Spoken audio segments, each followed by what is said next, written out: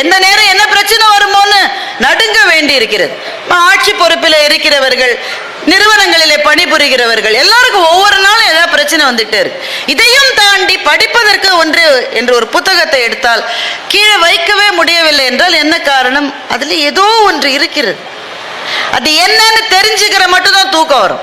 அது என்னன்னு தெரிஞ்சிருச்சா அப்புறம் அந்த தூக்கம் வராது. அந்த புத்தகத்தை முடிக்கிறவர். அப்படிப்பட்ட சில பேருக்கு என்னிடம் அந்த கேள்வி இருக்கலாம், இன்னுமே எப்படிங்க கல்யாண்ஜி என்கின்ற வண்ணதாசன் என்கின்ற இந்த திருநெல்வேலிக்காரனுடைய கதையை கவிதையை படித்தால் என்ன கிடைக்கும்? எனக்கு என்ன கிடைச்சதுன்னு நான் சொல்றேன். அதுதான் உங்களுக்கு கிடைக்கணும்னு அவசியம் இல்லை. உங்களுக்கு வேற ஏதாவது கூட கிடைக்கலாம். என் கூட பட்டிமன்றத்தில் பேசுகின்ற அன்பு சகோதரர் திரு ராஜா அவர்கள் சூப்பர் ஸ்டாரோட சிவாஜி படத்துல நடிச்சார். அதாச்சு 12-13 வருஷம் ஆச்சுன்னு நினைக்கிறேன் படம் வந்து. அப்போ ஒரு முறை ராஜா அவர்கள் சூப்பர் ஸ்டார்ட்ட கேட்டாரா, சார் படம் ஷூட்டிங் முடிஞ்ச உடனே இமயமலைக்கு போயிடுறீங்களே சார், அங்க உங்களுக்கு என்ன கிடைக்குதுன்னு கேட்டாராம். அதுக்கு சூப்பர் ஸ்டார் என்ன பதில் சொன்னார்னா, எனக்கு என்ன கிடைச்சதுன்றது வேற, நீங்க போனா உங்களுக்கு அதுதான் கிடைக்கும்னு சொல்ல முடியாது. எனக்கு கிடைச்சது உங்களுக்கு கிடைக்கணும் இல்லை, உங்களுக்கு கிடைச்சது எனக்கு கிடைச்சது இல்லை, அவங்களுடைய சொந்த அனுபவம்னு பதில் சொன்னார். அது ரொம்ப அழகான பதில். அது வாழ்க்கையில எல்லா மகத்தான விஷயங்களுக்கும் இதுதான் பதில். இதிலிருந்து எனக்கு என்ன கிடைக்கும்னா அது பொதுவானது அல்ல, அவரவர்களுக்கு கிடைப்பது அவரவர்களுக்கு பிரத்யேகமானது. எனக்கு என்ன கிடைத்தது என்றால், ஒரு கிட்டத்தட்ட ஒரு 1.5 வருஷத்துக்கு முன்னாடி அல்லது கிட்டத்தட்ட 2 வருஷத்துக்கு முன்னாடி எனக்கு கொஞ்சம் உடல்நல குறைவு ஏற்பட்டது. தமிழ்நாடு முழுக்க, தமிழ்நாட்டுக்கு வெளியிலே கூட என்னுடைய அன்பு சொந்தங்கள், என்னுடைய நண்பர்கள், நீங்கள் எல்லாரும் செய்த பிரார்த்தனையை நான் மறக்கவே முடியாது. எங்க நெல்லையப்பருக்கும் காந்திமதிக்கும் நான் போன உடனேயே அவர் என்னுடைய பேரையும் நட்சத்திரத்தையும் சொன்னார். அது எப்படி உங்களுக்கு தெரியும்னு கேட்டேன். இங்கே தான் நிறைய பேர் அர்ச்சனை பண்ணாங்களேன்னு அவர் சொன்னார். அந்த அன்புக்கு என் வாழ்நாள் இருக்கிற வரை நான் எப்போதும் கடமைப்பட்டவளாக இருப்பேன். அந்த கட்டத்துக்கு பிறகு நான் பணியாற்றி கொண்டிருந்த வங்கியிலிருந்து விருப்ப ஓய்வு எடுத்துக்கொண்டேன். அது வரை ரொம்ப ஆண்டுகள் ஓடியாச்சு. ஓடு ஓடு ஓடு ஓடு ஓடுன்னு ஓடிட்டு இருந்த வாழ்க்கையில ஒரு சின்ன பிரேக். அப்ப அந்த பணியிலிருந்து வெளியே வந்து விட்ட பிறகு இந்த இது விருப்ப ஓய்வு, விருப்ப ஓய்வோ அது ஓய்வோ, அதுல இருந்து வந்தவங்களுக்கு தான் நான் இப்ப சொல்றது நல்லா புரியும். இந்த ஓய்வு நாள் அன்னைக்கு நமக்கு மாலையெல்லாம் போட்டு நமக்கு பெரிய பெரிய போட்டோலாம் எடுத்து விருதெல்லாம் கொடுத்து வீடு மட்டும் கொண்டு விடுவாங்க. நீங்க உடனே என்னை எல்லாரும் மிஸ் பண்றாங்க அப்படின்னு நினைக்க கூடாது. சில பேர் நான் இல்லாம என் அலுவலகமே நடக்காதுன்னு அடுத்த நாள் போகாதீங்க. எதுக்கு வீடு மட்டும் கொண்டு விடுறாங்கன்னா, நீங்க திரும்பி வரக்கூடாதுன்றதுக்காக வீடு மட்டும் கொண்டு விடுறாங்க. நாம இல்லாமலும் எல்லா இடமும் நல்லா நடக்கும்னு நாம தெரிந்து கொள்ளுகிற முதல் கட்டமே ஓய்வு பெற்று நாம வருகிற போதுதான். நாம தான் நினைச்சிட்டு இருக்கோம், நான் தான் இந்த உலகம், ஒன்றும் கிடையாது, நல்லா நடக்கும் சாமி, நீ இல்லாட்டாலும் நல்லா நடக்கும். ஆனா அந்த பிரிவு கொஞ்சம் கஷ்டமா இருக்கும். அதுலயே இருந்து இருந்து இருந்து வாழ்ந்த பிறகு அதுல இருந்து விலகுகிற போது அது விவரிக்க முடியாத ஒரு சின்ன வருத்தம் வரும். அது அப்படி அதுல ரொம்ப நாள் இல்லை, எனக்கு மிக குறைந்த நாட்கள் தான்.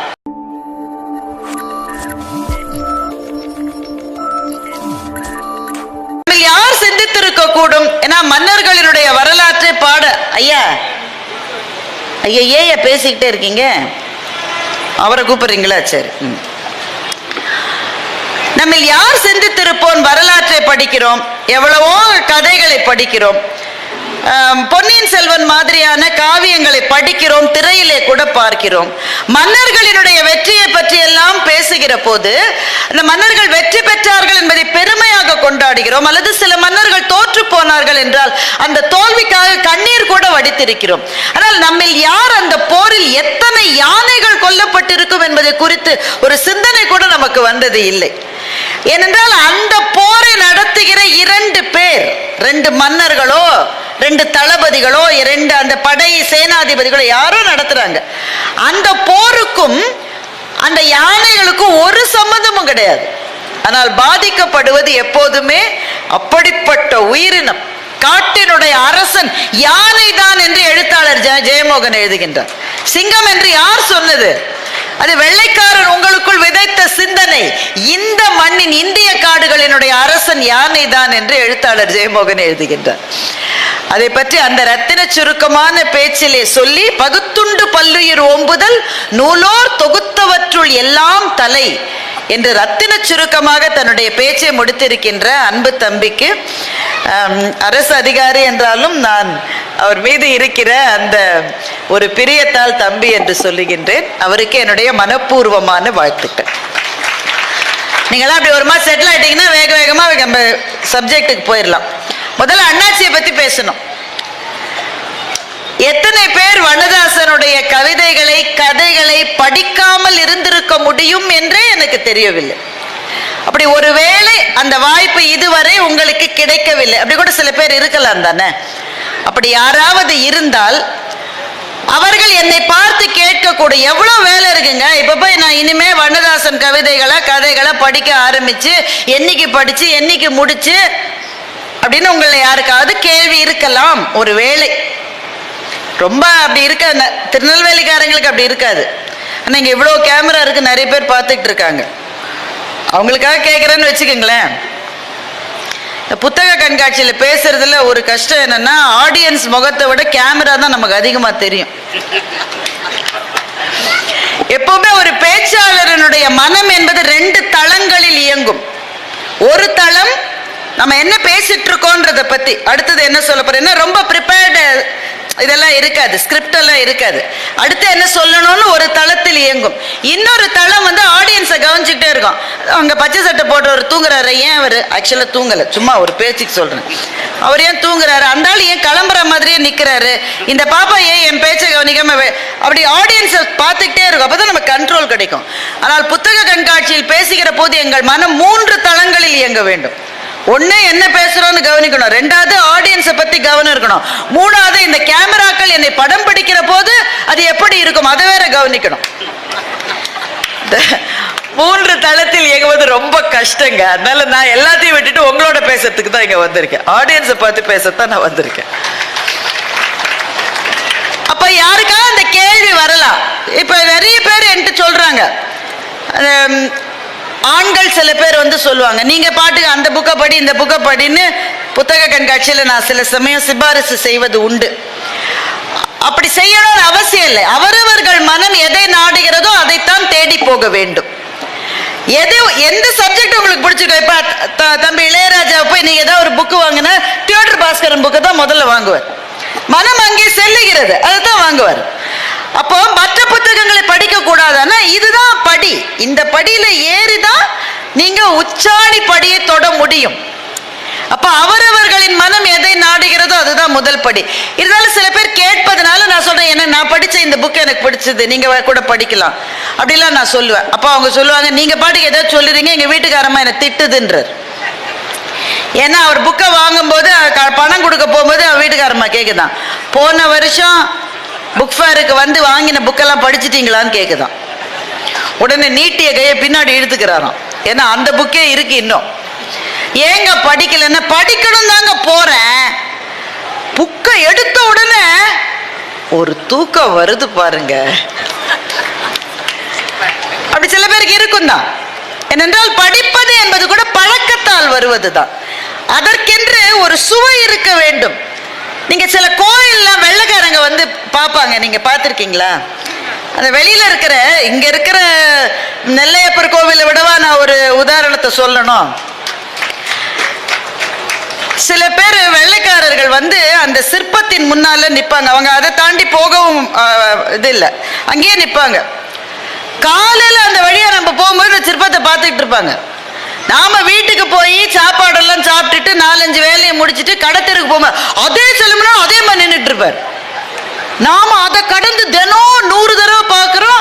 ஒரு செகண்டுக்கு மேல அந்த சிற்பத்துல நமக்கு எதுவும் பார்க்கறதுக்கு இருக்கிறதா நமக்கு தெரியல. ஆனா அவனுக்கு ஏதோ ஒண்ணு இருக்கு, அதுல அவருக்கு அந்த சிற்பத்துல ஏதோ ஒண்ணு அவரை கவருது. எவ்வளவு பார்த்த பின்பும் பார்ப்பதற்கு ஏதோ பாக்கி இருக்கிறது, பார்த்து கொண்டே இருக்கிறார். வாசிப்பு என்பதும் அப்படித்தான். சில புத்தகங்களை கீழே வைக்கவே முடியவில்லை. வாழ்க்கை நம்மை அழுத்துகிறது. எத்தனை பிரச்சனைகள், எத்தனை கவலைகள், பொருளாதாரத்தை ஈட்டுவதற்கு எப்படி ஓட வேண்டி இருக்கிறது. வீட்டுல பிள்ளைங்க பத்திரமா இருக்கணுமே குலை நடுங்க பார்த்தால் கூட பெற்றோர்களான நமக்கு பயமாகவே இருக்கிறது. எந்த நேரம் என்ன பிரச்சனை வருமோன்னு நடுங்க வேண்டி இருக்கிறது. ஆட்சி பொறுப்பில் இருக்கிறவர்கள், நிறுவனங்களிலே பணிபுரிகிறவர்கள் எல்லாருக்கும் ஒவ்வொரு நாளும் ஏதாவது பிரச்சனை வந்துட்டே இருக்கு. இதையும் தாண்டி படிப்பதற்கு ஒன்று என்று ஒரு புத்தகத்தை எடுத்தால் கீழே வைக்கவே முடியவில்லை என்றால் என்ன காரணம்? அதுல ஏதோ ஒன்று இருக்கிறது. அது என்னன்னு தெரிஞ்சுக்கிற மட்டும்தான் தூக்கம் வரும். அது என்னன்னு தெரிஞ்சிருச்சா அப்புறம் அந்த தூக்கம் வராது. அந்த புத்தகத்தை முடிக்கிறவர். அப்படிப்பட்ட சில பேருக்கு என்னிடம் அந்த கேள்வி இருக்கலாம், இன்னுமே எப்படிங்க கல்யாண்ஜி என்கின்ற வண்ணதாசன் என்கின்ற இந்த திருநெல்வேலிக்காரனுடைய கவிதையை படித்தால் என்ன கிடைக்கும்? எனக்கு என்ன கிடைச்சதுன்னு நான் சொல்றேன். அதுதான் உங்களுக்கு கிடைக்கணும்னு அவசியம் இல்லை, உங்களுக்கு வேற ஏதாவது கூட கிடைக்கலாம். என் கூட பட்டிமன்றத்தில் பேசுகின்ற அன்பு சகோதரர் திரு ராஜா அவர்கள் சூப்பர் ஸ்டாரோட சிவாஜி படத்துல நடிச்சார். அதாச்சும் 12-13 வருஷம் ஆச்சுன்னு நினைக்கிறேன் படம் வந்து. அப்போ ஒரு முறை ராஜா அவர்கள் சூப்பர் ஸ்டார்ட்ட கேட்டாரா, சார் படம் ஷூட்டிங் முடிஞ்ச உடனே இமயமலைக்கு போயிடுறீங்களே சார், அங்க உங்களுக்கு என்ன கிடைக்குதுன்னு கேட்டாராம். அதுக்கு சூப்பர் ஸ்டார் என்ன பதில் சொன்னார்னா, எனக்கு என்ன கிடைச்சதுன்றது வேற, நீங்க போனா உங்களுக்கு அதுதான் கிடைக்கும்னு சொல்ல முடியாது. எனக்கு கிடைச்சது உங்களுக்கு கிடைக்கணும் இல்லை, உங்களுக்கு கிடைச்சது எனக்கு கிடைச்சது, அவங்களுடைய சொந்த அனுபவம்னு பதில் சொன்னார். ரொம்ப அழகான பதில் அது. வாழ்க்கையில எல்லா மகத்தான விஷயங்களுக்கும் இதுதான் பதில். இதிலிருந்து எனக்கு என்ன கிடைக்கும்னா அது பொதுவானது அல்ல, அவரவர்களுக்கு கிடைப்பது அவரவர்களுக்கு பிரத்யேகமானது. எனக்கு என்ன கிடைத்தது என்றால், ஒரு கிட்டத்தட்ட ஒரு 1.5 வருஷத்துக்கு முன்னாடி அல்லது கிட்டத்தட்ட 2 வருஷத்துக்கு முன்னாடி எனக்கு கொஞ்சம் உடல்நல குறைவு ஏற்பட்டது. தமிழ்நாடு முழுக்க, தமிழ்நாட்டுக்கு வெளியிலே கூட என்னுடைய அன்பு சொந்தங்கள், என்னுடைய நண்பர்கள், நீங்கள் எல்லாரும் செய்த பிரார்த்தனையை நான் மறக்கவே முடியாது. எங்க நெல்லையப்பருக்கும் காந்திமதிக்கும் நான் போன உடனேயே அவர் என்னுடைய பேரையும் நட்சத்திரத்தையும் சொன்னார். அது எப்படி உங்களுக்கு தெரியும்னு கேட்டேன். இங்கே தான் நிறைய பேர் அர்ச்சனை பண்ணாங்களேன்னு அவர் சொன்னார். அந்த அன்புக்கு என் வாழ்நாள் இருக்கிற வரை நான் எப்போதும் கடமைப்பட்டவளாக இருப்பேன். அந்த கட்டத்துக்கு பிறகு நான் பணியாற்றி கொண்டிருந்த வங்கியிலிருந்து விருப்ப ஓய்வு எடுத்துக்கொண்டேன். அதுவரை ரொம்ப ஆண்டுகள் ஓடியாச்சு. ஓடு ஓடு ஓடு ஓடு ஓடுன்னு ஓடிட்டு இருந்த வாழ்க்கையில் ஒரு சின்ன பிரேக். அப்ப அந்த பணியிலிருந்து வெளியே வந்து விட்ட பிறகு இந்த இது வந்து விருப்ப ஓய்வோ அது ஓய்வோ அதுல இருந்து வந்தவங்களுக்கு தான் நான் இப்ப சொல்றது நல்லா புரியும். இந்த ஓய்வு நாள் அன்னைக்கு நமக்கு மாலையெல்லாம் போட்டு நமக்கு பெரிய பெரிய போட்டோலாம் எடுத்து விருதெல்லாம் கொடுத்து வீடு மட்டும் கொண்டு விடுவாங்க. நீங்க உடனே என்னை எல்லாரும் மிஸ் பண்றாங்க அப்படின்னு நினைக்க கூடாது. சில பேர் நான் இல்லாம என் அலுவலகமே நடக்காதுன்னு அடுத்த நாள் போகாதீங்க. எதுக்கு வீடு மட்டும் கொண்டு விடுறாங்கன்னா, நீங்க திரும்பி வரக்கூடாதுன்றதுக்காக வீடு மட்டும் கொண்டு விடுறாங்க. நாம இல்லாமலும் எல்லா இடமும் நல்லா நடக்கும்னு நாம தெரிந்து கொள்ளுகிற முதல் கட்டமே ஓய்வு பெற்று நாம வருகிற போதுதான். நாம தான் நினைச்சிட்டு இருக்கோம், நான் தான் இந்த உலகம், ஒன்றும் கிடையாது, நல்லா நடக்கும் சாமி, நீ இல்லாட்டாலும் நல்லா நடக்கும். ஆனா அந்த பிரிவு வந்து கொஞ்சம் கஷ்டமா இருக்கும். அதுலயே இருந்து இருந்து இருந்து வாழ்ந்த பிறகு அதுல இருந்து விலகுகிற போது அது விவரிக்க முடியாத ஒரு சின்ன வருத்தம் வரும். அது அப்படி அதுல ரொம்ப நாள் இல்லை, எனக்கு மிக குறைந்த நாட்கள் தான். அது இருந்த காலகட்டத்தில் அதிலிருந்து மீண்டு வர எனக்கு உதவியது அண்ணாச்சியினுடைய ஒரு கவிதை தான். அண்ணாச்சி எனக்காக அந்த கவிதை எழுதல, ஆனா அந்த கவிதையை படிச்சப்ப நான் நினைச்சேன் எனக்காகத்தான் அண்ணாச்சி இந்த கவிதை எழுதியிருக்காருன்னு நான் நினைச்சுக்கிட்டேன். அந்த கவிதையை சொல்றேன் உங்களுக்கு. அந்த பூ அப்போதுதான் மரத்திலிருந்து விழுந்திருந்தது, நன்றாக தரையில் அமர கவனமாக சிறிது நேரம் எடுத்துக்கொண்டது. புரியுதுதானே இந்த கவிதை? ஒன்றும் கஷ்டமா இல்லையா? அந்த பூ அப்போதுதான் மரத்திலிருந்து விழுந்தது, நன்றாக தரையில் அமர கவனமாக கொஞ்ச நேரம் எடுத்துக்கொண்டது. இதுவரை மலர்ந்திருந்ததை பற்றிய எந்த பெருமையும் அதற்கு இல்லை. இப்போது விழுந்திருப்பதை பற்றிய கழிவிறக்கமும் இல்லை. ஒரு முறை கூட தான் உதிர்ந்து விழுந்த கிளையை அந்த பூ திரும்பி பார்க்கவே இல்லை. ஒரு முறை கூட இதுவரை அமர்ந்திருந்த கடந்து போன பூமியை கவனிக்கவும் இல்லை. ஏன் மண்ணில் அமர்ந்து விடலை சேர்விட்டதை. இதுதான் அண்ணாச்சி எழுதின கவிதை. ஒரு கவிதை என்ன கொடுக்கும்னா, வாழ்க்கையை பார்ப்பதற்கான ஒரு பார்வையை கொடுக்கும். படிச்ச உடனே நான் என்ன செஞ்சேன், இது கொஞ்சம் ரொம்ப டிராமடைஸ் பண்ணி சொல்றவங்க சொல்லுவாங்க, உடனே கண்ணில் இருந்து ஆறாக, அதெல்லாம் ஒன்றும் கொட்டல. கவிதையை படிச்சா மூடி வச்சிட்டேன் புத்தகத்தை. ஒரு கவிதை நல்ல கவிதை என்பதற்கு எது உரைக்கல்லையும் படிக்க நேரம் அல்ல. அந்த கவிதையை படித்து மூடி வைத்த பிறகு உங்களுக்கும் அவர் ஒரு முறை கூட ஒருவேளை நீங்கள் சந்தித்திராத அந்த எழுத்தாளருக்கும் மானசீகமாக ஒரு உரையாடல் நடக்கும் இல்லையா, அதுதான் அந்த கவிதை வெற்றி பெற்ற தருணம். இந்த சம்பவம் நடக்கிறவரை அண்ணாச்சியை நான் தூரத்திலிருந்து பார்த்திருக்கிறேன், நேரடி சொத்து எனக்கு வாழ்த்து கிடையாது. அவர் அப்படி ரொம்ப போய் எல்லாரோடையும் பேசுகிற டைப்பும் கிடையாது. ஆனா இந்த கவிதையை படித்த உடனே எனக்கு தோன்றியது, அவர் என்கிட்ட தான் பேசியிருக்காருன்னு எனக்கு தோணுச்சு. அந்த பூ மரத்திலிருந்து விழுந்துச்சு இல்ல, விழுந்ததுல அந்த பூ விழுந்த பிறகு இதுவரை மரத்தில் இருந்ததை பற்றிய எந்த பெருமையும் அதற்கு இல்லை. அதை விட முக்கியம், இப்போது விழுந்திருப்பதை பற்றிய கழிவிறக்கமும் அதற்கு இல்லை. எல்லாவற்றை விட முக்கியம், அது அப்பமனில் இருந்தது ஒரு விடையை சரியாக எழுதிவிட்டதை போல. வாழ்க்கையில் ஒரு கட்டத்தில் இருந்து இன்னொரு கட்டத்துக்கு எல்லாரும் நகர வேண்டும். இளைஞர்களா இருந்தாலும் நகரணும். கல்லூரியில் இருக்கிற மட்டும் கிங்கா இருப்பான். எங்க ஊரை பத்தி சொல்லலாமான்னு தெரியல உங்கள்கிட்ட. எங்க ஊர்ல எல்லாம் ரூட் கிங்னு உண்டு. உங்களுக்கு தெரியாது, நீங்களாம் நல்ல ஊர். ரூட் கிங்னா என்னன்னா, அந்த கல்லூரி இருக்கிற பகுதியில போற பஸ்ல ஒரு ரூட் கிங் இருப்பான். அந்த பஸ்ஸுக்கு அவன் தான் தலை. வேற கல்லூரி மாணவர்கள் அந்த பஸ்ல ஏறிட்டா எங்கள் வீட்டில் எல்லா நாளும் உடனே அடிதான். அந்த 3 வருஷம் அவன் தான் ரூட் கிங். ஆனா நான் யோசிச்சு பார்ப்பேன், தம்பி 3 வருஷம் கழிச்சு அந்த பஸ்ல நீ போற போது என்னடா நினைப்ப? அப்ப நீ ஸ்டூடெண்ட்லாம் கிடையாது, நீ ரூட் கிங்கும் கிடையாது. ரூட் அதேதான், கல்லூரி அதேதான், நீ ரூட் கிங். அப்ப இன்னொருத்தர் ரூட் கிங்கா இருப்பான். அந்த பஸ்ல போற போது அந்த பையன் என்ன நினைச்சுப்பான்னு நான் நினைப்பேன். இப்படி இளைஞர்களா இருந்தா கூட வாழ்க்கையில ஒரு கட்டத்திலிருந்து இன்னொரு கட்டத்துக்கு போகணும்.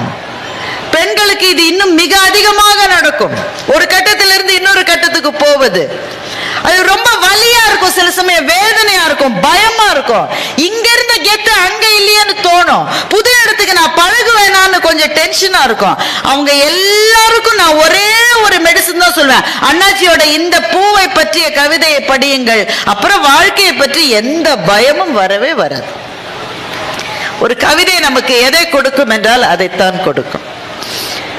தம்பி பேசின போது, இளையராஜா அவர்கள் பேசின போது இன்னொரு கவிதை ஞாபகம் வந்தது.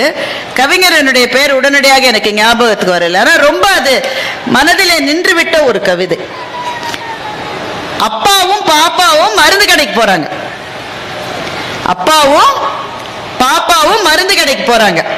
வழக்கமா அப்பா எப்ப போனாலும் பாப்பாவை கூட்டிட்டு தான் மருந்து கடைக்கு போவார். அதனால பாப்பாக்கு தெரியும் அப்பா என்னென்ன மருந்தெல்லாம் வாங்குவாருன்னு பாப்பாக்கு தெரியும். அதனால கடைக்காரர்கிட்ட அப்பா கேட்கறதுக்கு முன்னாடியே பாப்பா சொல்லி, அந்த தாத்தாவுக்கு பிபி மாத்திரை, அம்மாவுக்கு அனீமியா அதுக்கான மாத்திரை, இது ரெண்டுத்தையும் அந்த பாப்பாவே சொல்லுது. கடைக்காரர் எடுத்து கொடுத்த உடனே அப்பாவுக்கு ஞாபகம் வருது, இன்னொன்னு வாங்கணும்னு வீட்டுல சொல்லி விட்டுருக்காங்க. எறும்பு மருந்து கொடுங்கன்னு அப்பா கடைக்காரரை கேட்கிறார். உடனே பாப்பா கேட்டால், நம்ம வீட்டுல இருக்கிற எறும்புக்கு உடம்பு சரியில்லையாப்பா என்று பாப்பா கேட்டாள். எறும்பு மருந்து எதுக்கு வாங்குவீங்க? எதுக்கு? எறும்ப கொல்றதுக்கு. ஆனா பாப்பாவினுடைய உலகம் எவ்வளவு அழகான உலகம் பாருங்க. எல்லாருக்கும் அப்பாவுக்கு பாட்டிக்கு மருந்து வாங்கின மாதிரி தாத்தாக்கு மருந்து வாங்க, எறும்புக்கு ஏதோ உடம்பு சரியில்லைன்னு எங்க அப்பா மருந்து வாங்குகிறார் என்று பாப்பா நினைக்கிறார். அந்த கவிஞர் சொல்லுகிறார், பேசாமல் இந்த உலகத்தை குழந்தைகளிடமே கொடுத்து விடலாமே என்று அந்த கவிஞர் கவிதையை முடிக்கிறார். உள்ளிய தெய்தல் எழுதுமன் மற்றுந்தான் உள்ளிய துள்ள பெரின் முயூவ விளக்க உரே. ஒருவன் எண்ணியதை விடாமல் எண்ணி சோர்வில்லாமல் இருக்கப் பெற்றால் அவன் கருதியதை அடைதல் எளிதாகும். சாலமன் பாப்பையா விளக்க உரை. நினைத்ததைத் தொடர்ந்து நினைத்துக் கொண்டிருக்க முடியுமானால் நினைத்ததை நினைத்தபடியே அடைவது எளிது. கலைஞர் விளக்க உரை. கொண்ட குறிக்கோளில் ஊக்கத்துடன் இருந்து அதில் வெற்றி காண்பதிலேயே நாட்டமுடையவர்களுக்கு அந்தக் குறிக்கோளை அடைவது எளிதானதாகும். உள்ளிய தெய்தல் எழுதுமன் மற்றுந்தான் உள்ளிய துள்ள பெறின் முயூவ விளக்க உரை. ஒருவன் எண்ணியதை விடாமல் எண்ணி சோர்வில்லாமல் இருக்கப் பெற்றால் அவன் கருதியதை அடைதல் எளிதாகும். சாலமன் பாப்பையா விளக்க உரை. நினைத்ததைத் தொடர்ந்து நினைத்துக் கொண்டிருக்க முடியுமானால் நினைத்ததை நினைத்தபடியே அடைவது எளிது. கலைஞர் விளக்க உரை. கொண்ட குறிக்கோளில் ஊக்கத்துடன் இருந்து அதில் வெற்றி காண்பதிலேயே நாட்டமுடையவர்களுக்கு அந்தக் குறிக்கோளை அடைவது எளிதானதாகும். உள்ளிய தெய்தல் எழுதுமன் மற்றுந்தான் உள்ளிய துள்ள பெறின் முயூவ விளக்க உரை. ஒருவன் எண்ணியதை விடாமல் எண்ணி சோர்வில்லாமல் இருக்கப் பெற்றால் அவன் கருதியதை அடைதல் எளிதாகும். சாலமன் பாப்பையா விளக்க உரை. நினைத்ததைத் தொடர்ந்து நினைத்துக் கொண்டிருக்க முடியுமானால் நினைத்ததை நினைத்தபடியே அடைவது எளிது. கலைஞர் விளக்க உரை. கொண்ட குறிக்கோளில் ஊக்கத்துடன் இருந்து அதில் வெற்றி காண்பதிலேயே நாட்டமுடையவர்களுக்கு அந்தக் குறிக்கோளை அடைவது எளிதானதாகும். உள்ளிய தெய்தல் எழுதுமன் மற்றுந்தான் உள்ளிய துள்ள பெறின் முயூவ விளக்க உரை.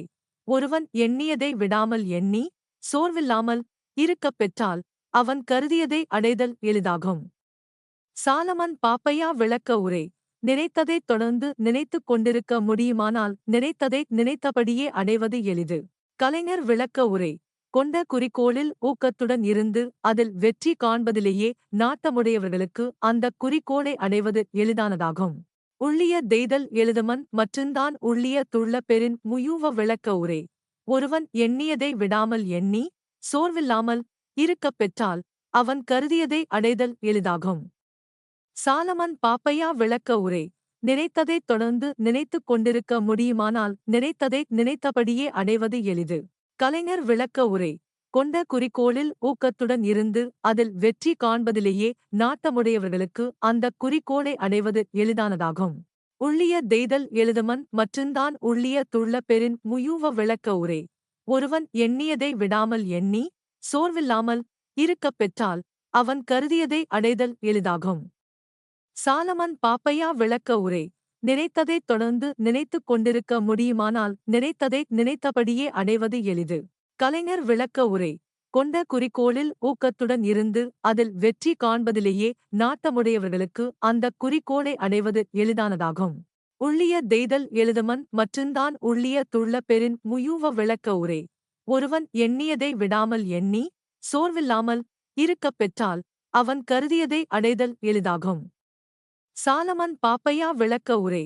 நினைத்ததைத் தொடர்ந்து நினைத்துக் கொண்டிருக்க முடியுமானால் நினைத்ததை நினைத்தபடியே அடைவது எளிது. கலைஞர் விளக்க உரை. கொண்ட குறிக்கோளில் ஊக்கத்துடன் இருந்து அதில் வெற்றி காண்பதிலேயே நாட்டமுடையவர்களுக்கு அந்தக் குறிக்கோளை அடைவது எளிதானதாகும். உள்ளிய தெய்தல் எழுதுமன் மற்றுந்தான் உள்ளிய துள்ள பெறின் முயூவ விளக்க உரை. ஒருவன் எண்ணியதை விடாமல் எண்ணி சோர்வில்லாமல் இருக்கப் பெற்றால் அவன் கருதியதை அடைதல் எளிதாகும். சாலமன் பாப்பையா விளக்க உரை. நினைத்ததைத் தொடர்ந்து நினைத்துக் கொண்டிருக்க முடியுமானால் நினைத்ததை நினைத்தபடியே அடைவது எளிது. கலைஞர் விளக்க உரை.